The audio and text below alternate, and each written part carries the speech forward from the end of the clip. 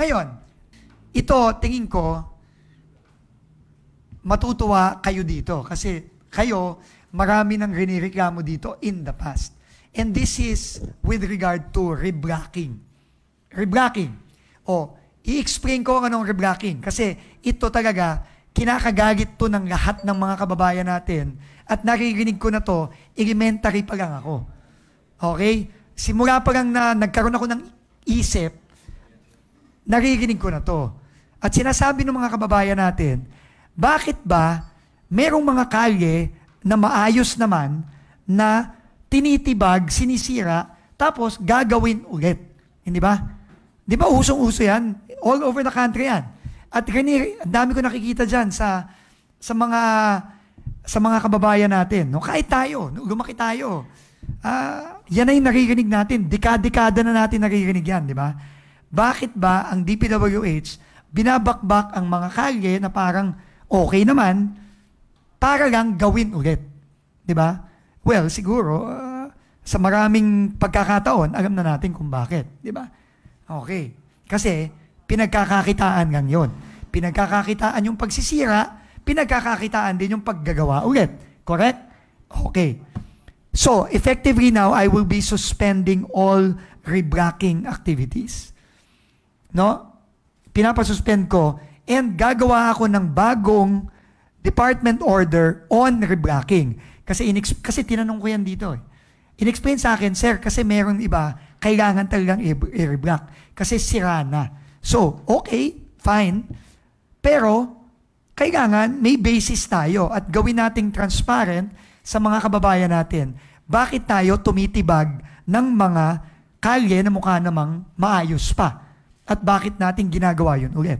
So, I want that to be clear and I want that in a form of a DO, department order, na transparent. Para yung mga kababayan natin, alam nila kung bakit sinisira yun. No? Dahil delikado na, o sira na sa ilalim, o whatever. Pero in the meantime, suspended muna. At meron na akong dalawa na example na ginawa. Si Visor, ito, sa Bukawi, Bulacan to, ayan. Tingnan nyo yung kalye. May problema ba yan sa tingin ninyo? Tingnan nyo. Wala naman ako sa mata lang, no? Tinitignan ko, maayos yan. Pero, ayan. So, pinatawag ko kagad tong DE na to, at Bulacan na naman. Bulacan na naman. Anyway, pinatigil ko na yan. And, ito din, nag-report sa akin si Mayor Myla Ting. Nagpapasalamat ako kay Mayor Ting. By the way, nagpapasalamat din ako sa mga kaibigan natin sa Visor. Salamat na hindi nyo pa rin kami nakakalimutan kahit wala na tayo sa DOTR at nagre-reklamo pa rin kayo hanggang ngayon. Tuloy-tuloy nyo lang yung reklamo ninyo at nakakatulong yan sa mga kababayan natin. So, isa naman, si Mayor Myla Ting ng Tugigaraw, ayan na naman. May pinakita siya sa atin na ayan, sinisira na naman. Sinisimulan na. Sabi niya, sir, sinisimulan na naman, sinisira na naman yung kalye, okay pa naman yan. Pinatigil na rin natin yan. No? So, sa mga kababayan natin, alam ko, marami sa inyo, galit na galit dito. Di ba? Lalong-lalo na, nung bata ako, naririnig ko yung reblocking pagpapagapit yung eleksyon. Maraming nagtitibag. Di ba? So, i-report nyo lang po sa amin. At nag-issue na po ako ng suspension order. Kapag sila hindi sumunod, yung mga DE na yan, again, pasensyahan tayo. No? Kung bakit? Kung ano, no? Meron lang isang exception lang, yung sa maintenance works. Ibig sabihin nun, yung sira na talaga yon. Ibig sabihin, kung sira talaga, okay, i-reblock mo. Kasi kasama sa maintenance eh. Pero, kung hindi sira, kamukha nung nakikita nyo dito sa Bulacan, saka sa Tugigaraw, bawal muna yan. At magkakaroon tayo ng bagong department order para ayusin na natin ito finally. Kasi, mahigit 50 anyos na ako eh. Simula nung nagkaisip ako, naririnig ko na yan eh. Galit na galit yung mga kababayan natin. So isipin mo, 5 dekada na yun. Diba? So, yun yung tatlong reforms na i-announce ko ngayon. At tuloy-tuloy lang yan. No? Every week, every other week, meron tayong bagong gagawin para lang talagang dahan-dahan nating aayusin ng pangmatagalan na itong mga nakikita nating problema sa DPWH. So, with that, Thank you very much again, and I'm now open to answer questions from you. Thank you. Kindly state your name and your organization before you ask the Secretary. Thank you. Good morning. Good morning. Good morning po, Secretary. Felix Labar po from DCME. Ulitin ko lang po yung binanggit nyo po suspension doon sa mga reblocking na yun. Sir, kasama po ba yung mga politiko na nagpo-push doon sa mga reblocking na yun, doon sa mga ano? May mga kasi, kahit sino ang magpupush, kahit sino ang magpupush, policy ng DPWH yun. Makasama ba sila? Kung kakasama ba sila? Marereklamo ba sila? Unang-una, uulitin ko, no? Yung pagkaso, yung pagreklamo, ebidensya yan. So, iimbestigahan natin lahat ng mga reblocking. Ngayon, kung sino ang sangkot dyan, at mapatunayan natin na illegal yung ginawa nila, at may anomalya dyan, sabi nga ng Pangulo, pasensyahan tayo. Wala tayong sisinuhin, wala tayong sasantuhin dito. So, pero ang importante, bawal muna to. Hindi po pwede.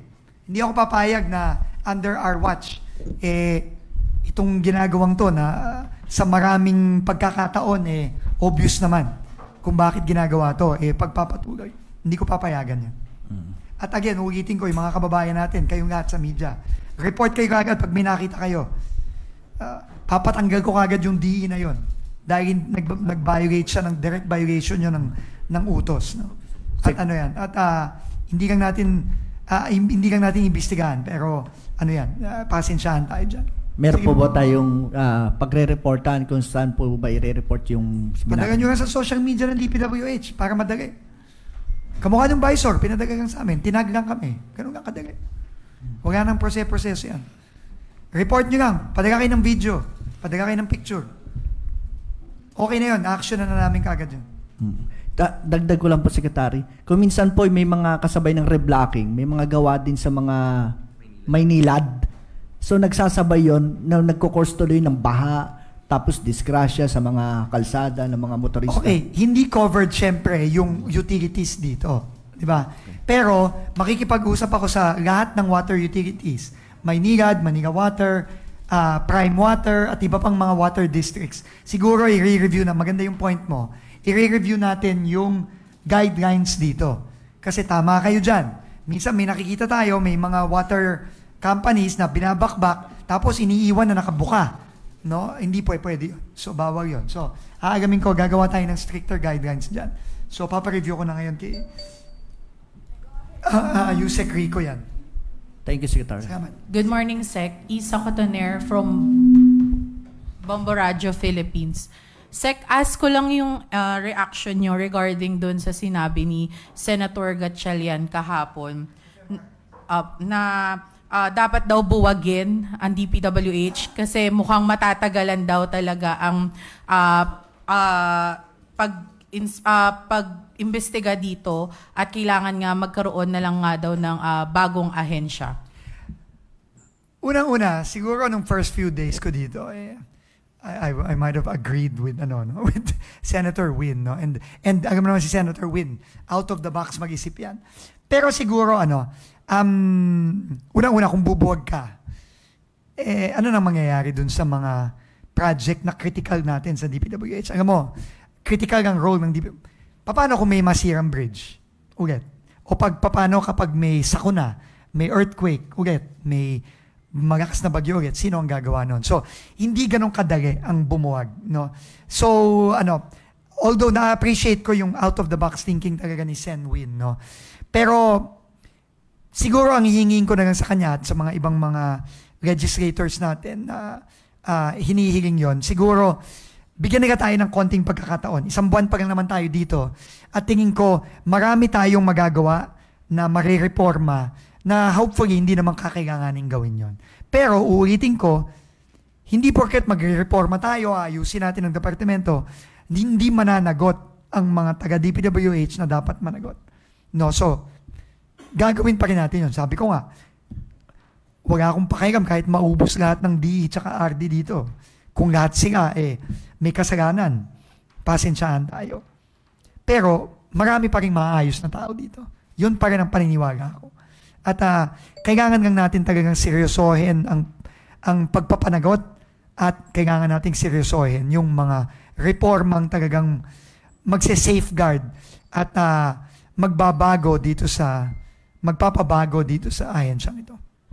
Sec, ask ko lang din, since kahapon hindi namin natanong sa ICI, yung recommendation sa inyo ng commission regarding the level of authorities, no? Ask lang namin, ano ba yung na-observe palagi ng DPWH? And then, bakit sa tingin nyo po, parang somehow, inirekomenda yon ng commission sa inyo, natapyasan nga ng kalahati yung standard talaga ng DPWH dito? Actually, alam nyo, even bago pa dumating yung sulat, nabigay sa akin yung sulat kahapon, sinuggest na sa akin yan ni Secretary Babe Singson at ni Secretary Ping De Jesus nung unang meeting pa lang namin. Kaya simula nun, pinaaral na namin yan. No? At hintayin nyo na lang siguro, pero kami ay nag-agree dun sa idea ng pagbaba ng levels of authority. No? Dahil isa din niyang paraan para mapigilan na natin yung ganitong malawakan at malakiyang pagnanakaw ng pera ng mga kababayan natin dito sa DPWH. Nung time kasi ni Secretary Babe Singson, ang level of authority ay 50 million per district at 150 million per RD. At lahat, anything above that, aakyat na yon. Aakyat ng RD at aakyat ng central office. No? So, and that was until 2015. Nung 2016, I think, o 2017, tinaas yan ni Secretary Villar at I think itinaas ulit ni Secretary Bonoan. No? So, pinag-aaralan namin mabuti yan at sa mga susunod na araw lang ang bibilangin siguro natin o maximum na yung isang linggo, maglalabas tayo ng order na on that. But we very much welcome the suggestions of the ICI at syempre, no, ang suggestions ng ICI ay base na rin sa kanilang napakarami na nilang mga in-interview at kinausap at kasama din ang responsibility, kasama din ang sa mandate ng ICI magrekomenda ng mga reforma sa DPWH. So, very welcome sa atin yan. Hintayin na lang natin yung final DO na maglalabas tayo very soon. Sir? Thank you, Sec. May I ask, sir? Hello po. Gwen from the Philippine Center for Investigative Journalism, sir. Sir, on the topic of DPWH reforms, sir, alam naman natin sa mga congressional hearings, the terms allocable and leadership funds have been revealed as DPWH funds automatically earmarked for lawmakers. And no less than Senator Ping Lacson said that it is a means for lawmakers to insert or to put insertions as early as the NEP level. Will the DPWH go as far as stripping those funds from the budget? Okay. First of all, no, when I first heard allocable, non-allocable, and all these formula about how DPWH plans and budgets its projects, to be quite frank, I did not understand a single thing about it. And I have a bachelor's and a master's degree in economics. And in finance. I did not understand anything that former Undersecretary Cabral told me when she explained this formula, or whatever it is. So, now that we have, oh, by the way, let me take this opportunity to announce that yesterday, I administered the oath of now Undersecretary Nick Conti as the new Undersecretary for Policy and Planning, replacing Undersecretary Kathy Cabral. So, in fact, thank you for that question. That's the first thing I told Undersecretary Nick Conti. You need to study, revisit, and completely change this formula that unfortunately even I don't understand. And I understand the concerns, but please allow the new Undersecretary of Planning to go over this, to study this very well, and this will definitely be part of the reforms that we will be doing moving forward. Sir, so is it safe to say that the 2026 budget is not yet stripped from those since you're still gonna study it? My problem with the 2026 budget is that that is already in the hands of Congress. Okay. No, it is no longer in our hands. And to be quite frank, I had zero part in that budget at all. I came in, it was already submitted. I was given a week to review it and to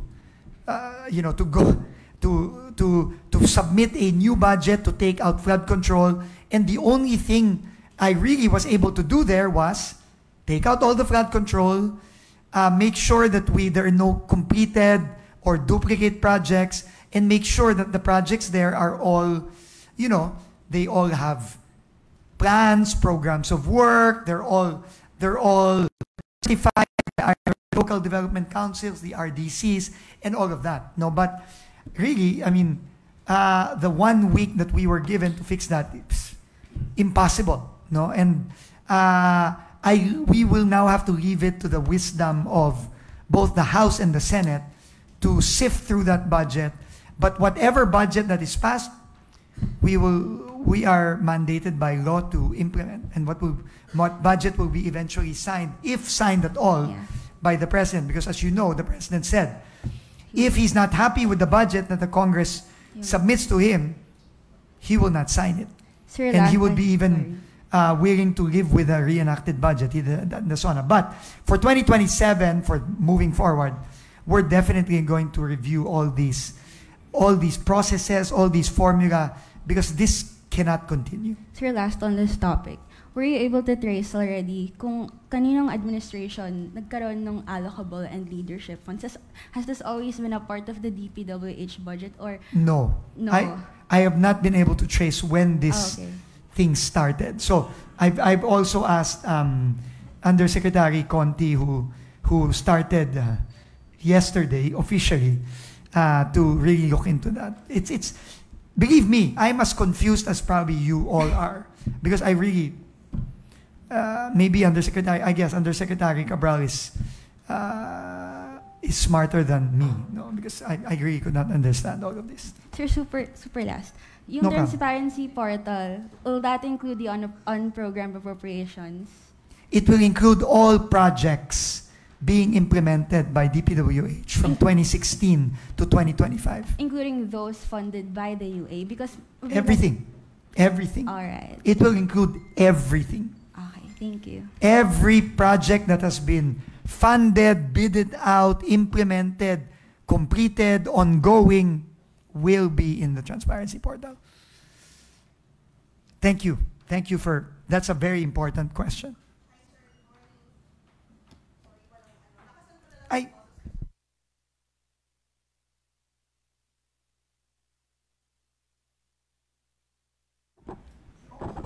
Hi, Sir. Mads po from Net25.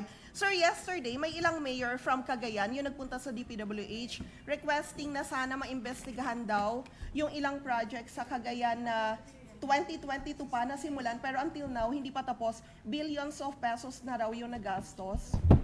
Opo, Yes, sir. I'm familiar, no? Ang nakipag-meeting kasama sa meeting si Undersecretary Bernabe at si Undersecretary okay.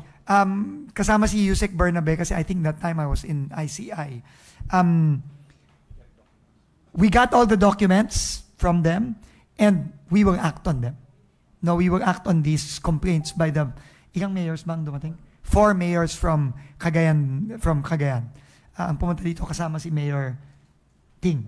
No, okay. So, action natin kagad dyan. At hindi pa pwede yung ganun. Na-delay ng mga proyekto. Thank you. Hi, Sec. Yes, Andy. Okay. Sorry. Sir, dun lang po dun sa Ladies first. dun sa meeting niyo rin po with the new ombudsman and Solgen, may napag-usapan ba kayo, Sec, na, I guess, timeline for the resolution of the criminal cases? Meron, pero I would like to defer to our new ombudsman to talk about that. No, I kasi nandoon na eh. No, so I will defer to Justice Remulla to be the one to give the details on that. And dun sa threshold din po ng levels of authority, pero do you think, sir, we'd follow yung recommendation na amount ng ICI, or is that what we're studying? Let's wait for the DO. And may suggestion din po si Congressman Leviste po na all projects, The cost. yeah, yung costing po ng projects, lower daw by 25% all projects. First of all, I want to thank Congressman Reviste. He is absolutely correct. In fact, again, this was one of the topics that Sec Babe, Sec Ping De Jesus, and I discussed. And this is already being reviewed, being studied. You have to understand, no, when we came in here, I did not know that the prices pala, the cost of materials across the country, iba-iba pala yan. It is actually not just per region, it goes down sometimes per district or per province. No, iba-iba. No, like, for example, Palawan. No, the cost of cement in northern Palawan versus southern Palawan are different. Nung una, napakamot ako ng uwi. Ganun ba yun? Diba? But apparently, ganun ang sistema dito. So right now, our Undersecretary for Technical Services, Undersecretary Aray Perez, is working on that, and we absolutely welcome the suggestions of Congressman Reviste. We are already working on this, and again, this will be coming very soon. Hindi ko lang masasabi yung kung gaano kataas, gaano kababa, kasi iba-iba yan per geographical area. So, pag naglabas kami ng DO, ganun kadetalyado yan, at doon makikita kung gaano kalaki ang binaba dito sa ganitong lugar, gaano kalaki ang binaba sa ganitong lugar. No? So, pero maglalabas tayo dyan, definitely, no? In the coming weeks. No? Hopefully, very soon. Last question na lang, sir. Sir, yung dun sa mga reblocking of roads, paano po yung mga may connect din dun sa, dahil may nilad, water utility din na ginagawa? Or... Kasama yan dun sa mga nung pinag-uusapan na maintenance. No? Kasi, kunyari, kailangan ayusin yung drainage o kailangan ayusin yung water line, yung mga tubo sa ilalim. Hindi kasama yon. Yun yung kasama dun sa mga exemptions as regular maintenance. Pero yung reblock, ang problema kasi dito sa DPWH, merong project na reblocking eh. Yun ang pinahinto ko. Suspended yun. Sec Lawrence Tanhaw, Radyo Pilipinas. Sir, regarding sa FMR, meron pa ba tayong mga DPWH employees na mapapangalanan na kung bakit nag-overprice tong mga to? Iniimbestigahan natin yan ngayon. No, nakuha na natin ang datos, hindi lang base dun sa hearing ni Senator Win Gatchalian. Again, nagpapasalamat tayo kay Senator Win sa kanyang talagang mabusising research. No? Napaka-importante niyan sa paghahanap ng mga malakihang pagnanakaw sa DPWH at the same time sa pagpapanagot sa mga involved dyan. Pero nakakuha din tayo ng maraming datos na galing kay Secretary Kiko Laurel. At hindi ko muna masasagot yan dahil next week magkikita kami ni Secretary Kiko Laurel para hihimayin namin yung mga suspected anomalous FMR projects, whether overpriced or under-spec or merong mang ghost dyan, pag-uusapan namin yan sa susunod na linggo. Meron na kaming nakasked na meeting, ayokong pangunahan yon. Sir, how about yung other projects ng DPWH like yung mga multipurpose hall, yung other aspects pa ng mga pinapagawa? Kayo naman nun. Libo-libo na nga yung flood control. Isang buwan pa lang ako dito. Papatayin nyo na ako eh. Darating tayo lahat dyan. So ano lang, konting pasensya lang. Pero every week, magre-report kami sa inyo kung ano na ang nagawa natin, kung anong ginagawa natin, at kung ano pa ang gagawin natin sa mga susunod na linggo. Sir. Mahina kalaban. Ika nga, dahan-dahan tayo, mahina kalaban. Sir, Pat Santos, sir, Daily Tribune. Sir, balik tayo sa Bulacan, ano? Our favorite newspaper, by the way. Hindi Happy ba? birthday po kay Boss Willie. kay Boss Willie Fernandez. Happy birthday. Ninong Willie, ninong ko sa kasal si Mr. Fernandez ng Tribune. Kaya happy birthday. Anyway, sir, ganito po. Bulacan, mga flooded areas po doon, darating ang November 1. Napakasagrado yung November 1, yung cemetery, sir. May tulong bang magagawa yung DPWH? Kompleto naman okay ng equipment eh. Para magamit lang umaanuan yung mga areas talaga na hindi mapuntahan. Salamat po. Actually, meron kaming gagawin ngayon, no? Well, ginagawa na malaki ang plano. Hindi ko lang may announce pa sa inyo ngayon, no? Kasi ito'y dinidevelop pa natin, no? Pero malapit na ito, siguro sa mga susunod na araw, i-announce na namin ito. Ito ay ang isang major mobilization for flood mitigation sa Greater Metro Manila area. Kasama ang Bulacan dyan, kasama ang parts of Rizal, kasama din ang parts of Cavite, and of course, Metro Manila. No? Pero hintayin nyo lang, hindi lang ako handang magbigay ng detalye pa ngayon. By next week, i-announce na namin ito. At mag-launch natin to definitely before November 1. Hi, sir. Sorry.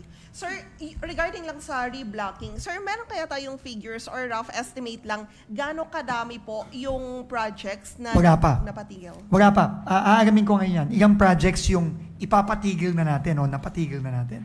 Aagamin ko, we'll get that data. Tingnan natin kung ilan yung ongoing at aagamin natin. Thank you, sir. Sige. Thank you. Sir, regarding din po dun sa suspension ng reblocking, is this an admission po na meron talagang corruption na nangyayari? Anong tingin mo? Well, unang-una, para mag-establish ng corruption, kailangan may investigasyon. Di ba? Kailangan may investigasyon. Di ba? So, iimbestigahan din natin yan. Pero, kayo naman, no? Alam niyo na yung sagot sa sarili niyo ng tanong dyan. Di ba? Okay, let me just put it this way. There is a high likelihood na may anomalya sa mga ganyang proyekto. High likelihood. Pero, we need to establish that first. That's what I'll say to that.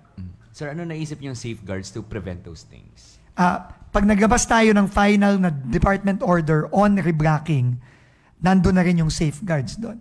Ngayon, ang inisyo ko pa lang, tigil muna. Tigil muna. Diba? Hindi ako maghihintay na magtuloy-tuloy pa yung mga yan. Sayang ang pera ng mga kababayan natin, perwisyo yan sa mga kababayan natin, at hindi ko papayagan yan na magtuloy-tuloy. Sir, yung dun sa pinakita niyong pictures sa may Bocaue, Bulacan, anong paliwanag ng district engineer bakit daw binakbak? Magpapashowcase na kami sa kanya para ipaliwanag niya. Hintayin natin yung paliwanag niya. Sabi niya, reblocking project, yun ang sabi niya. Yun lang. Wala sa sinabi kung may sira yung kalsada. Project daw reblocking. O sige. Ay, hindi ko alam. Hindi ko alam. Saan ba ang Bocaue? First district na yan? Yeah. Ha? Oh, well. Sir Habol, isa pang question. Sabi niyo itinaas yung level of threshold nung panahon ni Secretary Villar and Secretary Bonoan. Would you know kung bakit nila ginawa yun? Hindi. I guess siguro, ayoko magpaliwanag para sa kanila. Tanungin nyo na nga siguro sila. Tanungin nyo na nga siguro sila. Last two Pero questions. tinaas. Kung bakit tinaas, ano na lang. Siguro better na sila na sumagot nun, wag ako. Sir, good morning. Bernard Ferrer, PTV4. Sir, balikan ko lang yung sa may Pigatan Bridge. Sino po yung gagawa nun, yung contractor ng detour bridge na yun? Hindi ko alam. Hindi ko alam. Pero ang sinabi ko, emergency na yon. Pero I think they're doing it by administration. Meaning, DPWH mismo ang gagawa. So, in times of emergency, DPWH can, under the law, under the Procurement Act, undertake the project on its own. Kasi may equipment naman yan, may tao naman yan. So, I think they're doing it by administration. Similar yan doon sa mga pag-emergency, sa pagpapagawa ng classroom. Ganun. So, I think they're doing it. But I will confirm. But of course, in terms of emergency, pwede din silang mag-negotiate with contractors. That is also allowed. No? And then sir, update na lang siguro yung paggawa rin ng detour bridge para sa 4 pang critical bridge sa Cagayan. Pinapasimulan na rin natin yan. Pero ang priority muna ito. Ito muna. No? Pero nagpapadala na kami ng materyales, yung steel materials, no? Yung pagpapagawa ng steel na tulay na temporary detour. Nagpapadala na rin kami sa Cagayan kasi alam ko ang available stock lang nila ngayon na pinadala doon para 1 o 2 lang. So, nagpapadagdag tayo para simulan na rin yung 4 pang critical bridges sa Cagayan para hindi natin alam baka may mangyari ulit na ganito. Sir Patrick Cruz from Rappler. Sir, I'm also from Bulacan. Here, sir. So, I'm also from Bulacan, and regarding the reblocking, merong ongoing project some areas. How would you classify yung alin yung stop? Kasi merong mga areas na, let's say, nadig na and buhusan na lang ng cement. Well, they have to fix the roads. Kamukha nung, can you show the Bukawi again? They have to stop and fix it. That is my order. Yung nabiyak, syempre, wala na magagawa. Biniyak na nila Di ba? Pero, gawin nila yung ginawa. Diyan, na inayos agad. Yan, ayos na yan. I think ginawa nila yan in 2 days? 2 days, ginawa nila yan. So, walang iniwang nakatiwang? Hindi pwede. Hindi pwede yun. Bawal yun. Pag may iniwang nakatiwangwang, sumbong nyo kagad. Sisisanti na rin natin yun kung sino mang gumawa, project engineer yun. Hindi ako alam mo, baka kagagang nila nagbibiro ko kasi nakangiti ako, hindi ako nagbibiro. Talagang masisisanti sila talaga.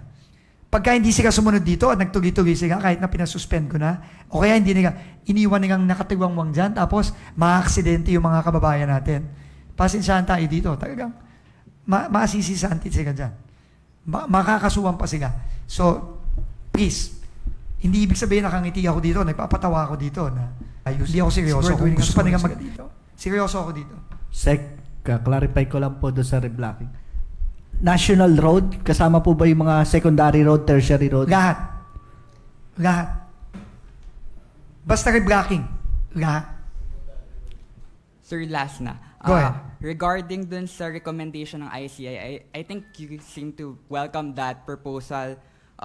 Pero that would also put the burden sa central office, yung mga projects, since yung cap would be limited dun sa mga district. So yung responsibility would be in the central. How would you address yung... That's why it's not that easy, no? Yeah. Because we have to... Kasi, ang mangyayari dyan, alam nyo naman, no? And ito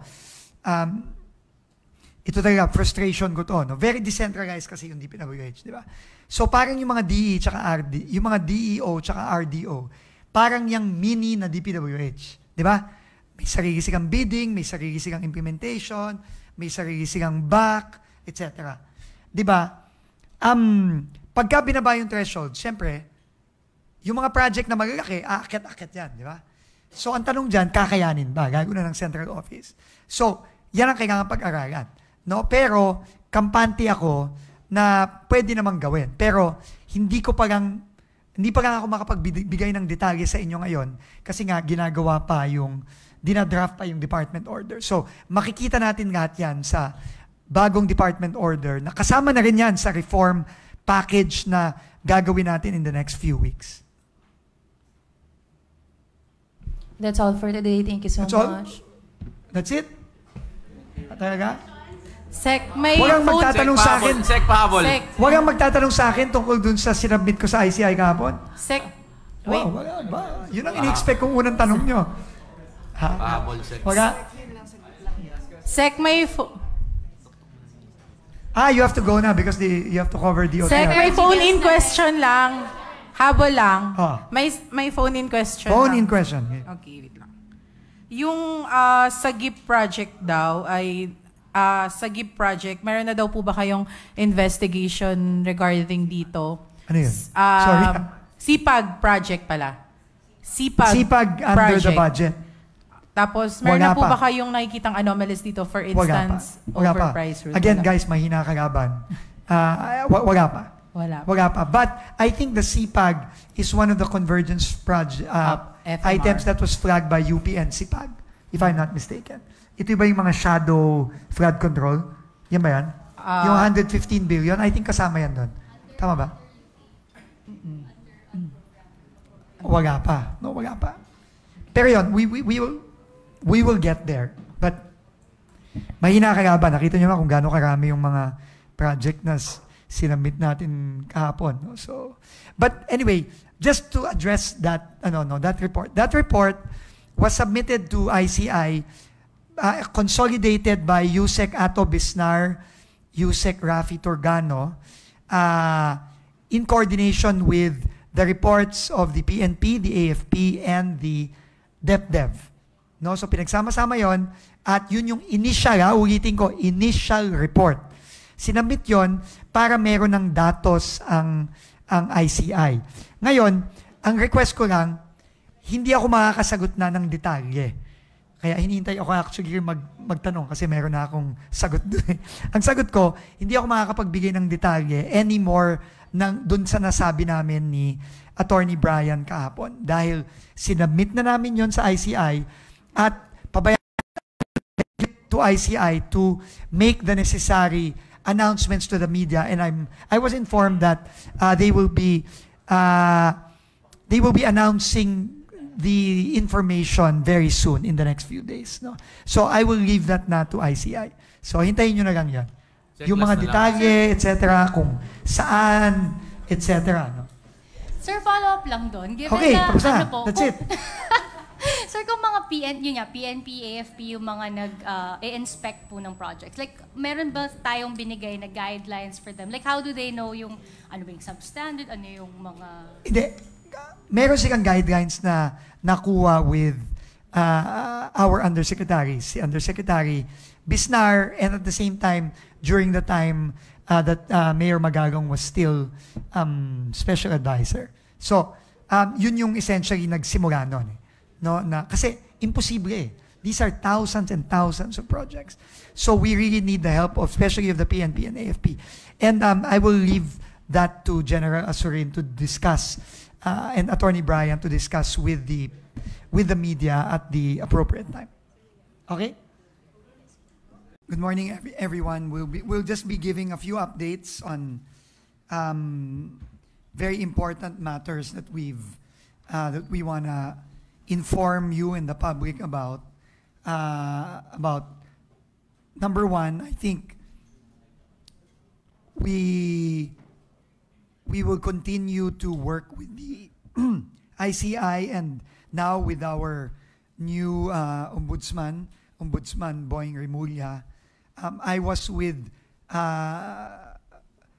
Justice Remulla and Solgen Berberabe yesterday at the DOJ nung last day ni Ombudsman Boying.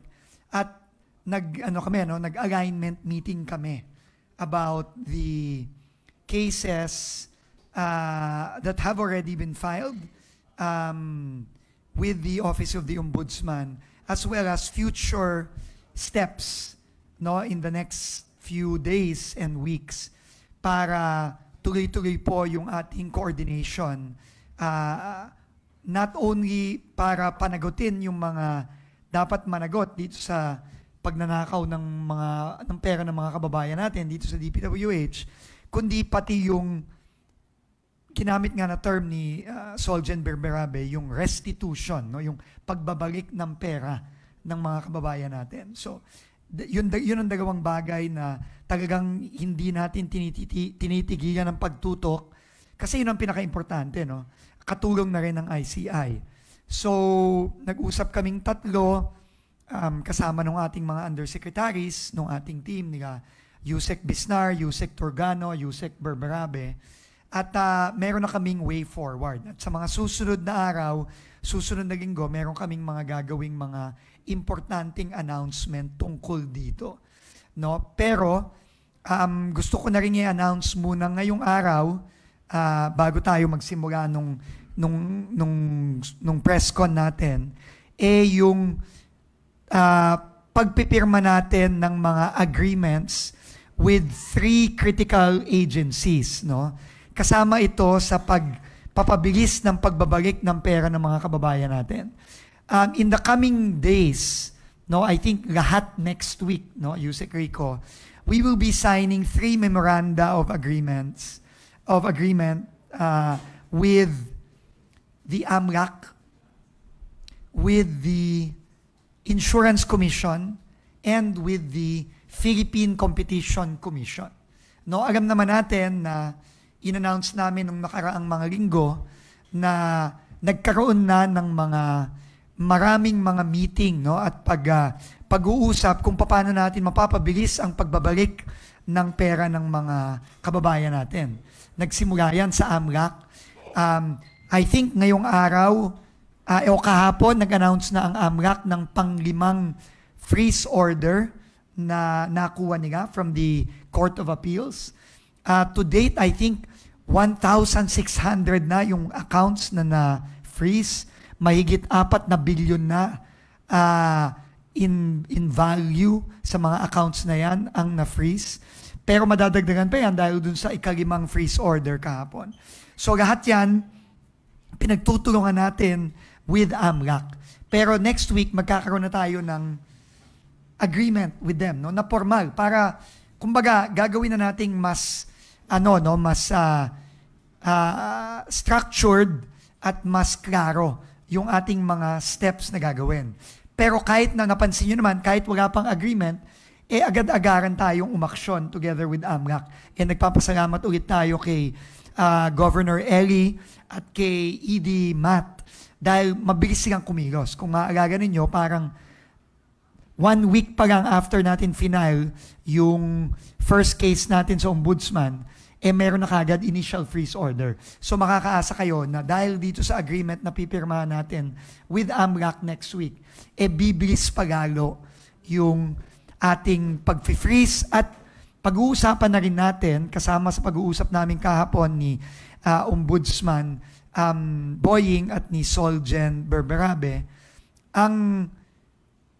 ano ang next step after na-freeze? At ang next step dyan ay yung pagbawi na natin dun sa mga properties at pera na na-freeze na ngayon. So yun ang magiging topic namin kapag kami ay nakipagpirmahan sa AMLAC. No? Kung paano na, ano na ang next step at paano natin mapapabilis yung next step na yan na pagbawi na ng pera ng mga kababayan natin. So AMLAC ang una. Pangalawa, PCC, yung Philippine Competitiveness Commission. Nakausap ko si Chairman Mike Aguinaldo kahapon din. Nagkita kami sa ICI kahapon at sinigurado niya ako na bibilisan nila. Dahil sabi nga nila, ang burden of proof, no, yung antas ng kailangang ebidensya para i-prove ang bid rigging ay hindi kasing taas ng isang criminal case na fina-file sa ombudsman o sa korte. No, mas mababa yung threshold of evidence, no, ng lakas ng ebidensya dun sa bid rigging. Kaya sabi niya, Secretary, wag kang mag-aalala, bibilisan natin to. No? So, yun din ang isosolidify natin dun sa ating magiging Memorandum of Agreement with the Philippine Competitiveness Commission. At ikatlo, magsa-signing din tayo with Insurance Commissioner Ray Regalado next week para din magkaroon tayo ng klarong paraan together with the Insurance Commission paano natin mababawi lahat ng mga insurance na kasama doon sa mga kontratang pinirmahan at mga insurance na bonds na kasama doon sa mga iba't ibang kontratang ma-anomalya, no, na may ebidensya of anomaly para mabawi din natin yon. So paulit-ulit kong sinasabi, no, the past weeks, lahat ng kaso, lahat ng paraan para mapanagot natin yung mga dapat managot, saka para mabawi natin ang pera ng taong bayan, lahat yan gagawin natin. At next week, 3 ang pipirmahan nating Memorandum of Agreement sa mga ahensyang yon. So, abangan nyo lang po next week, pero makakaasa kayo, pagkatapos nating pirmahan itong mga to, lalo pang bibilis ang ating proseso, no, dito sa pagbabawi ng pera ng mga kababayan natin. So, yon ang mga updates ko for na parating sa mga susunod na linggo, specifically para sa restitution o pagbabalik ng pera ng mga kababayan natin. Kasi napaka-importante yan. At magbibigay tayo as ginagawa naman natin lagi every week, magbibigay tayo ng weekly updates dito sa mga ginagawa natin ito.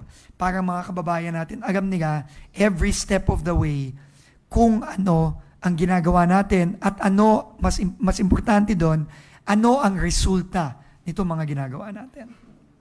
Okay, so with that, let me now move on to some things na ginagawa natin, lalong-lalo na dun sa mga area na tinamaan ng mga kalamidad. No? At uunahin kalamidad at yung both man-made at both natural and man-made. Dahil alam nyo naman, aparte dun sa lindol tsaka bagyo na tumama sa atin last week, unfortunately, meron din tayong man-made calamity, yung pagbagsak ng Pigatan Bridge sa Alcala, Cagayan na binisita natin nung Merkules. So magbibigay ako ng mga updates ngayon. Uunahin ko yung update sa Pigatan Bridge sa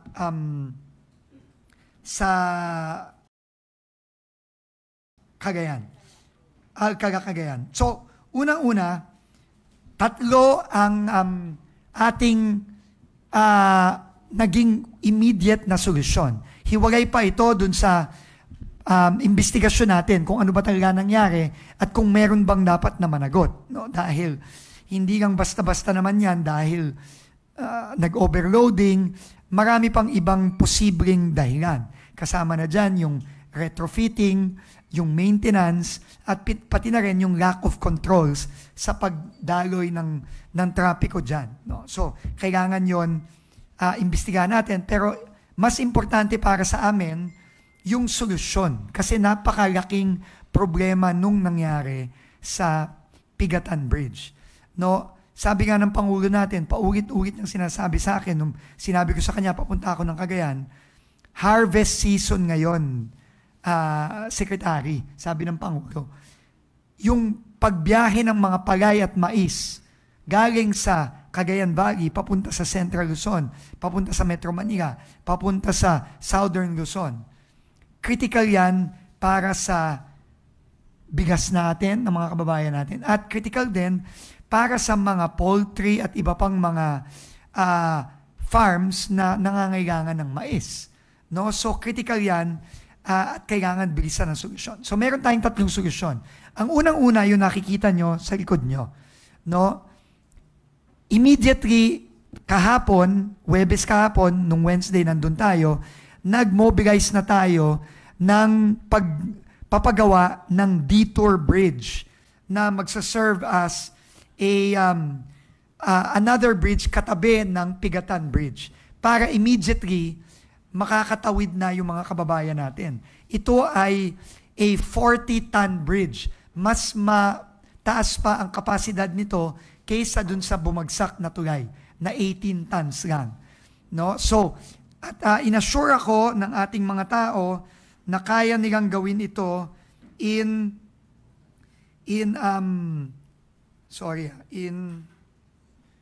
60 days, no? 60 days. So, papaspasan natin yan in 60 days, kailangan magawa yan, no? It is a 124-meter bridge, 2 lanes, kapareho din ng Pigatan, pero ang kapasita niya ay 40 tons, hindi more than double nung current capacity ng Pigatan, no? 84 meters ang kanyang span, nung steel length, 124 yung kasama yung approaches, yung daan na kung saan ka aakyat, sasampa sa tulay. Ang total budget niya ay 17.4 million pesos. No, ito ay mostly yung approaches at yung labor and equipment, no. Yung kasing mga steel structure, meron na tayo niyan na nakastack sa DPWH at pinadala na natin yon sa Cagayan nung Wednesday ng gabi at makikita nyo nga itong video na ito, makikita nyo kahapon ito ng roughly mga tanghali nagsimula na sila na mag-mobilize. So, talagang papaspasan natin ito at kailangan natin yan. No? So, yan ang ating gagawin immediately. Ikalawa, kausap ko na si Acting Secretary Banoy Lopez ng DOTR at currently siya na ay in charge dun sa paghahanap ng paraan kung saan magkakaroon din tayo ng mga alternative logistical route by sea, no? Para imbes na by land, kasi nga, no, napakabibigat nitong ating mga kargamento, no, lalo na yung mga palay na napakarami at mais. Magkakaroon tayo ng alternative either by ship, by barge, mula Cagayan papuntang iba't ibang lugar, no? Metro Manila, Batangas, etc. No, para hindi na kailangang dumaan by land. At ikatlo, ongoing na rin yung traffic management sa lahat ng 4 other critical bridges sa Cagayan Valley. At alam nyo naman, naglabas na ako ng department order, yung traffic management sa mga bridge para hindi na maulit yung nagsasabay-sabay yung mga mabibigat na truck, kagaya nung nangyari dito na 2 malaki at 2 maliit na truck ang sabay-sabay na tumawid, hindi na mangyayari all over the country. So, ginagawa na natin yon ngayon. No? So,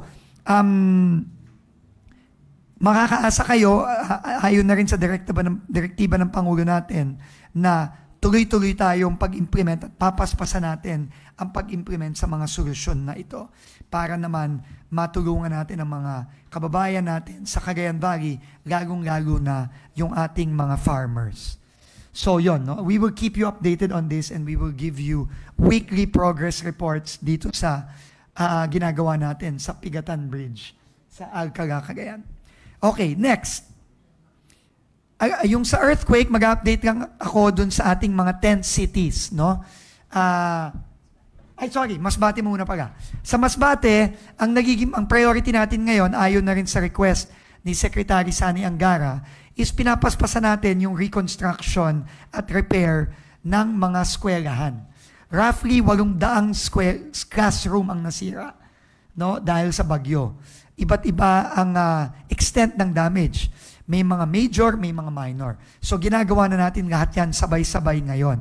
At ito ay mga example lang ng ginagawa natin. At tinutuloy-tuloy natin ang clearing ng mga eskwelahan. Tapos na kasi tayo sa clearing ng roads, open na lahat ng national highways natin, at nagre-repair na tayo ng ibang mga infrastructure dyan. Pero para sa Masbate at dun sa mga tinamaan ng mga nakaraang bagyo, classrooms ang ating priority.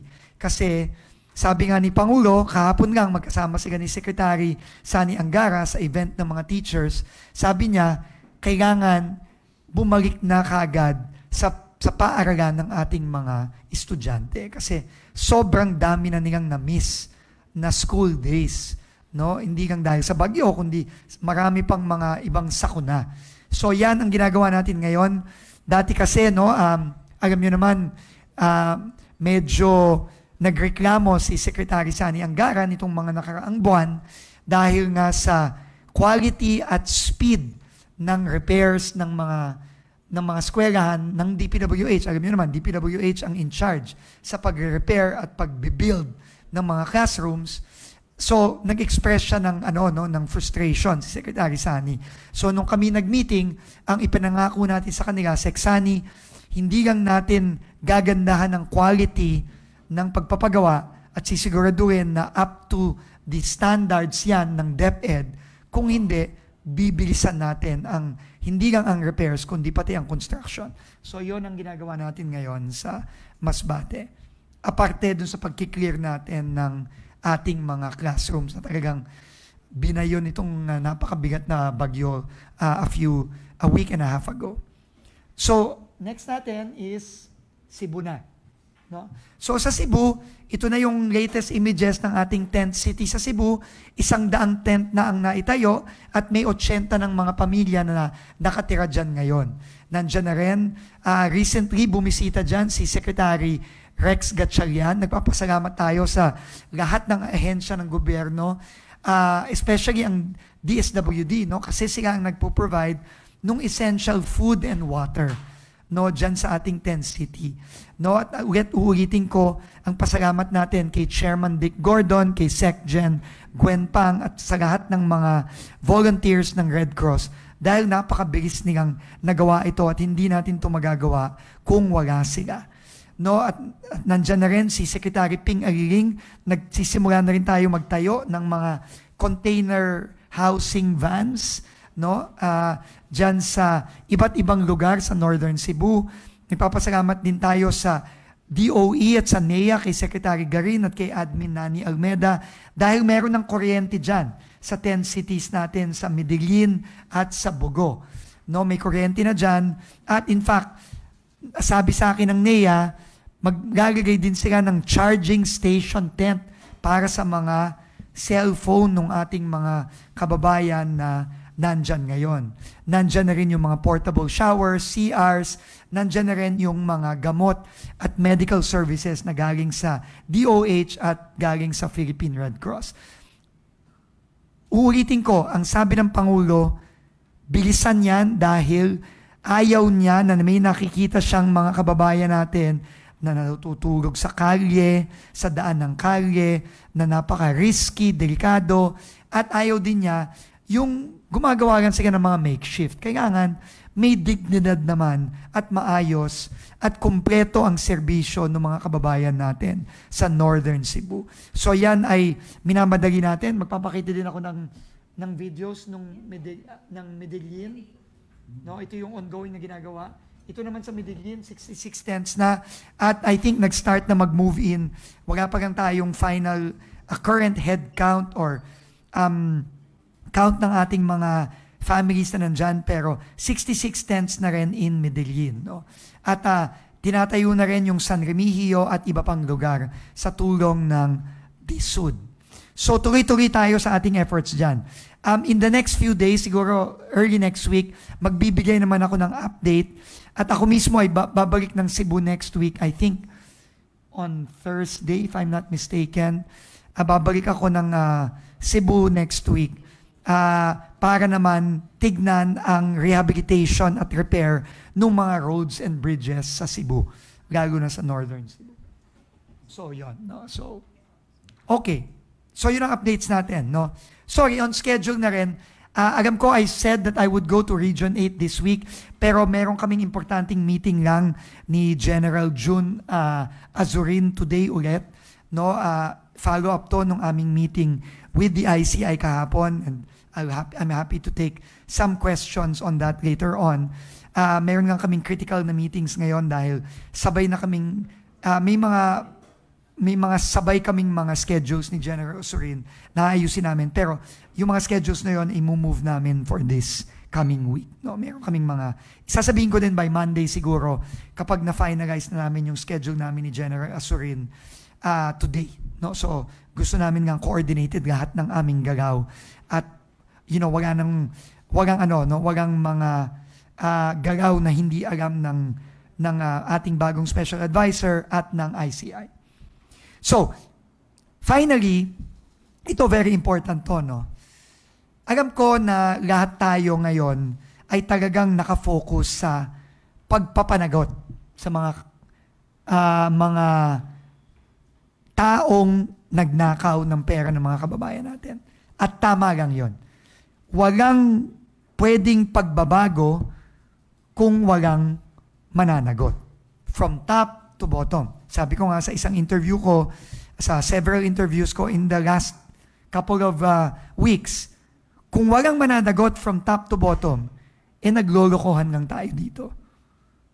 So, kailangan tuloy-tuloy ang pagpapanagot. No, hindi tayo titigil dyan.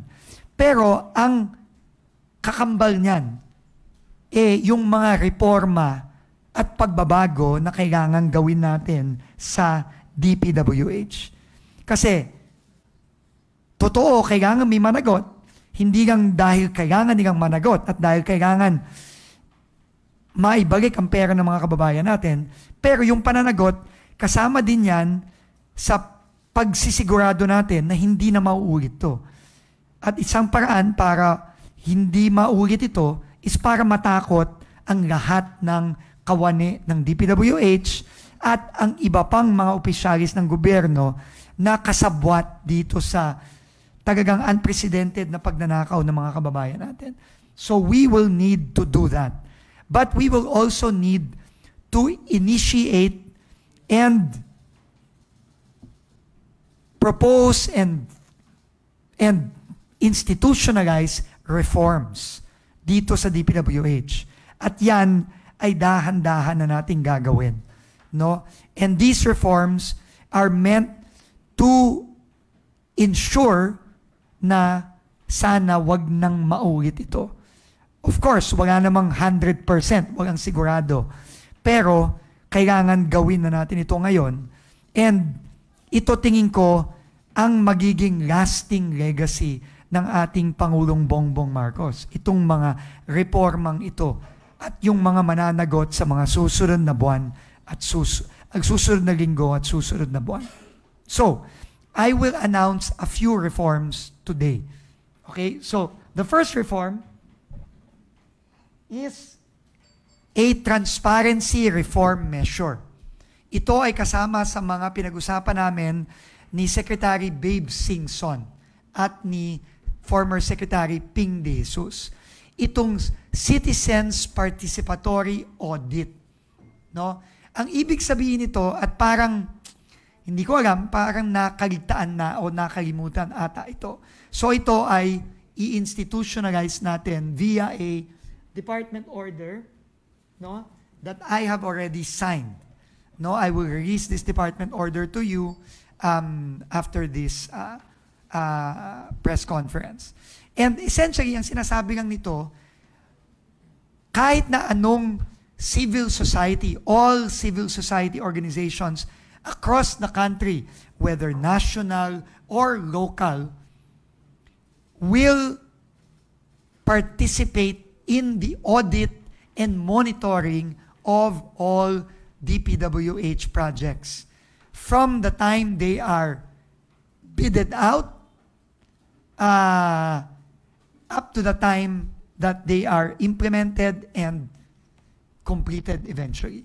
So kasama sila dyan, no? So ano yan, no? Talagang we will encourage and be open to all audits. Ngayon kasi ang nababalitaan ko, lalo na from our friends in the media, is in the past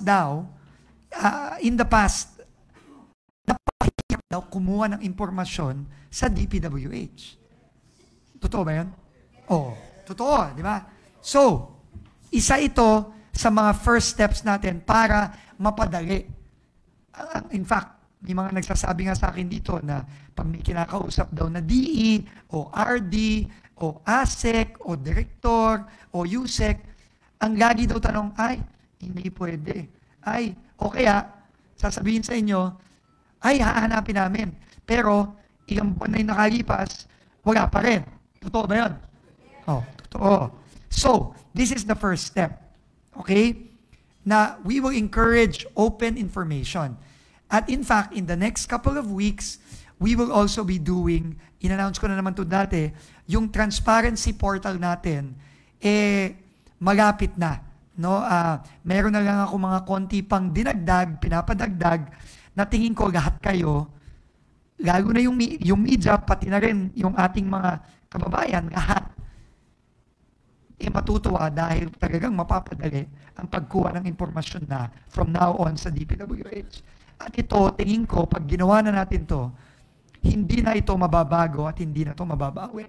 So this is the beginning of that. No? So that's the first. The second is we will be, what's the next one? Okay. Sinabi sa akin ni Secretary Babes sa meeting namin kahapon, noong 2015, naglabas siya ng isang, bakit ang labo? Anyway, mabagal ang internet sa DPWH. So, kailangan magbago din yun. So, anyway, let's put that on our list na kailangan baguhin sa DPWH. Kailangan bumilis ang internet dito. So, anyway, okay. So, in 2015, Secretary Babe Singson issued a order, flood control, drainage, and slope protection projects policies. Ito, pinapakita dyan, ano yung mga guidelines and requirements para gumawa ang DPWH ng flood control, slope protection, drainage, etc. So, nakuha ko na to. In the next few days, siguro by next week, maglalabas ako ng bago na gagawin pa nating mas stricto pa. No? At mag-i-impose tayo ng severe and stricter penalties sa kahit na sinong kawani ng DPWH na hindi sumunod dito. Kasi obviously, hindi to sinunod. Hindi ba? Kasi, unang-una, meron tayong na-discovering mga proyekto na flood control. Ni plano, wala. Pwede ba yun? Di ba? Di pwede yun. So obviously, violation yon nitong, inaalam ko nga kung na-rescind ba tong order na to. I ask Yusek Bernabe, Yusek Rico here, to check kung binago ba to, rescind ba to, o live pa to. Pero, kung rescind, aalamin natin kung sino nag-rescind yan. Kung naman hindi nagbago, ibig sabihin, in effect pa rin to, tatanungin natin, paano nakalusot lahat mga to? Kung meron palang ganito. So, gagawin natin mas stricto pa, magdadagdag pa tayo ng iba pang safeguards, at mag-i-impose talaga tayo ng very, very strict and severe penalties pag ito ay hindi sinunod. So, I will be releasing that in the next few days, maybe as early as Monday. No, I will release that. That is very, very important. And I want to thank Secretary Babe Singson for providing me this. Actually, he just showed me this yesterday. No, pinakita niya sa akin to yesterday. So, yan yung dalawang importanteng bagong reforms na, well, hindi naman bago, pero mga stricter and more wide ang scope na reform na gagawin na natin immediately ngayon. No?